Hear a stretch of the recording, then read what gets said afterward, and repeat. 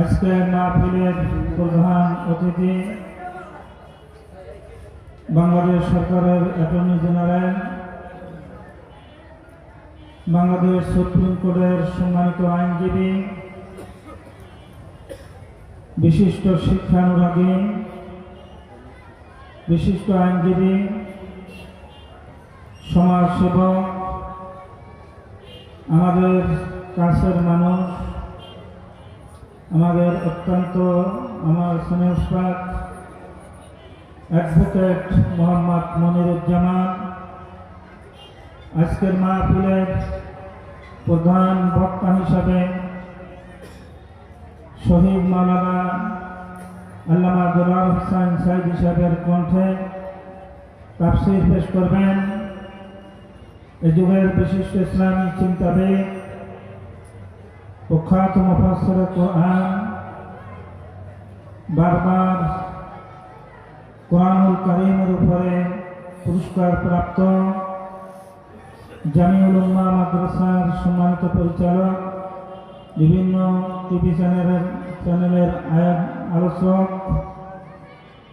জনাব হযরত মাওলানা আব্দুল মজিদ নাটোরী, সম্মানিত ওলামা-ই-কেরাম, মঞ্চে উপবিষ্ট বিভিন্ন অতিথিবৃন্দ, আমার সামনে উপস্থিত মোংলা পৌরসভার বিভিন্ন স্তরের ভাইয়েরা এবং বোনেরা, আসসালামু আলাইকুম ওয়া রাহমাতুল্লাহি ওয়া বারাকাতুহু। আমরা মহান রব্বুল আলামিনের দরবারে শুকরিয়া জানাই যে আল্লাহ তাআলা এরকম একটি জান্নাতের বাগানে আমাদেরকে আসা এবং জান্নাতের সদস্য হবার সুযোগ করে দিয়েছেন। যে মাবুদ, যে আল্লাহ তাআলা আমাদের উপরে এই মেহেরবানি করেছেন, সেই আল্লাহ তাআলার দরবারে আমরা শুকরিয়া আদায় জানাই, বলি আলহামদুলিল্লাহ।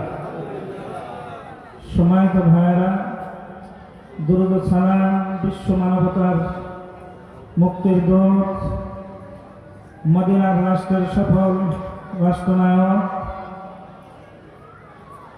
নবীদের নবী যিনি, রসুলদের রসুল যিনি, আপনার আমার নবী, কুল কায়নাতের নবী, রাহমাতুল লিল আলামিন, বিশ্ব নবী মুহাম্মদ রাসূলুল্লাহ সাল্লাল্লাহু আলাইহি ওয়াসাল্লামের শান স্মরণ করছি। ওই সমস্ত যুগে যুগে যারা কোরআন বিজয়ের জন্য যাদের জীবনটা এই সবুজ জমিনের উপরে বিলিয়ে দিয়েছেন, তাদের কথা স্মরণ করেই আমি স্বল্প সময়ের মধ্যে আমি কোনো ওয়াজ আজকে করব না। ওয়াজ করতে তো জানি না তাও না, কিন্তু আজকে আমার ওয়াজ বা তাফসীর করার সাবজেক্ট নয়।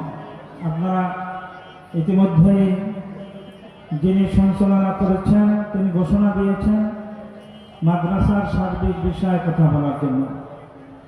সম্মানিত ভাইয়েরা, আমি স্বল্প সময় আপনাদের সকলের দৃষ্টি আকর্ষণ করছি। আশপাশে কথা হচ্ছে, আমাদের ভলান্টিয়ার ভাইয়েরা যারা আছেন একটু বাচ্চাদের কথা বন্ধ করতে হবে।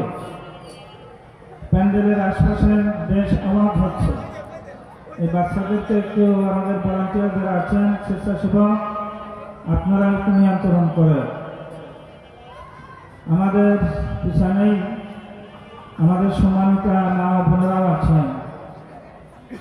সম্মানিত ভাইয়েরা, একটা কথা আছে প্রভাত, যার যেখানে ব্যথা তার সেখানে হাত, ঠিক কিনা কথা বলে। এজন্য আমি যেহেতু প্রতিষ্ঠান পরিচালনা করি, সে জায়গায় আমার কথা বলতে হবে, এটাই স্বাভাবিক। আপনারা তো এখানে কাউকেই আমি তেমন দেখছি না। যারা এখানে আছেন সকলেই মাদ্রাসার সাথে আছেন, মাদ্রাসার সাথে জুড়ে আছেন। সকলে আমাদের শুভাকাঙ্ক্ষী, কেউ অভিভাবক, কেউ অভিভাবিকা, কেউ আমাদের মাদ্রাসার শুভাকাঙ্ক্ষী, যারা এখানে আছেন সার্বিকভাবেই আমাদের সাথে জড়িত আছেন।